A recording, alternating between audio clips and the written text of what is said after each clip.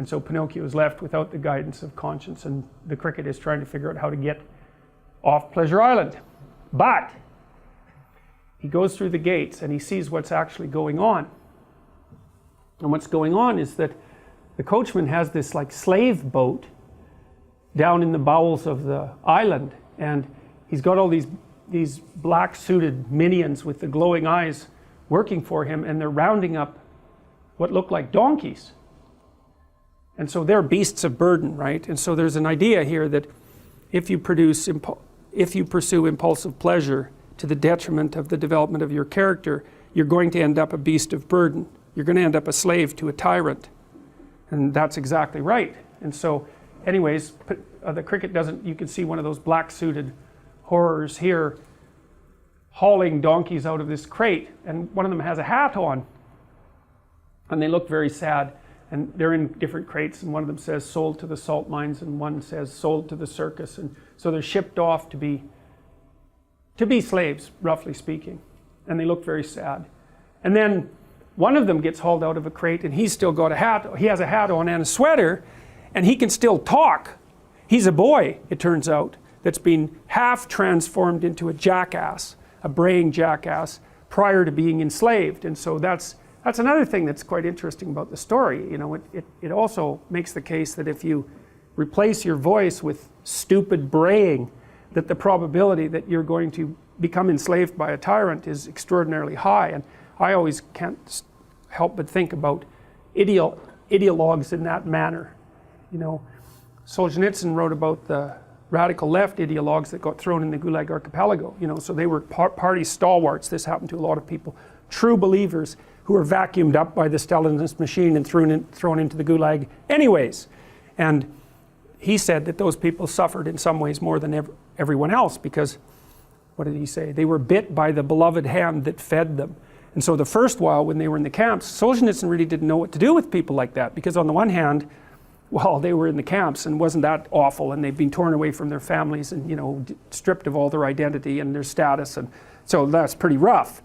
But on the other hand, they were writing letters protesting their innocence and assuming that everyone else in the camp was guilty, but they were innocent, and they were still strident believers in the communist process. And so, you know, it was a conundrum. Here they are being terribly punished, but by the same token, they're also the perpetrators of their own demise. So how do you deal with them? And they used to play comrades. He said they used to play comrades with people like that and invite them into an ideological discussion about the camp situation and the situation in the country as a whole, and let them rattle out their ideological justifications for everything that had happened in trying to make them parody themselves, roughly speaking. It was a rough game. And Solzhenitsyn also concluded that there was no helping someone like that when they were still ensconced inside that braying ideology. You could predict everything they were going to say. It's like someone had a crank. You could just crank it and out would come the proper ideological formulas. But then he realized that as soon as they, let's call it, repented of that and started to realize their own role in it, or the error of the system, then he would start communicating with them, you know, as if they were people who you could communicate with. Yeah. So that was very interesting as far as I'm concerned. Anyways, this kid is still a little bit human. He starts to cry for his mom, and the coachman basically throws him back into the crate and says that he's not ready yet. And the reason for that is that he still had the power of independent speech. You remember, right at the beginning of the movie, when the mouth was painted on Pinocchio, we saw that mask that was really glaring at the process. And I said that character recurs continually throughout the movie, and this is a good example of that, because the coachman is the enemy of anything that has its own voice. So he's the anti-Geppetto. That's a good way of thinking about it. He's the tyrannical aspect of the culture. But insofar as one of these mostly donkeys, mostly jackasses can still talk, then they're not completely fit for slavery. And you remember this movie was also being made at about the same time that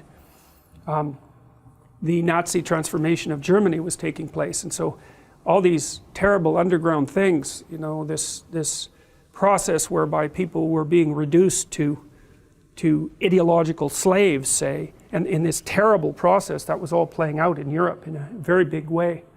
And it's not like people weren't aware of that, you know, it was in the air. So,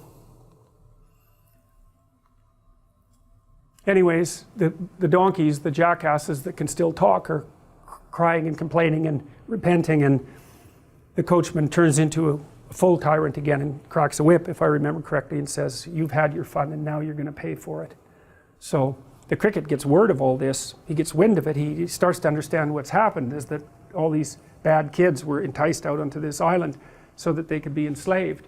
And he's really taken aback by that, to say the least, but he realizes what's going on, so he runs back to find Pinocchio. And then the scene switches back to the 8-ball bar where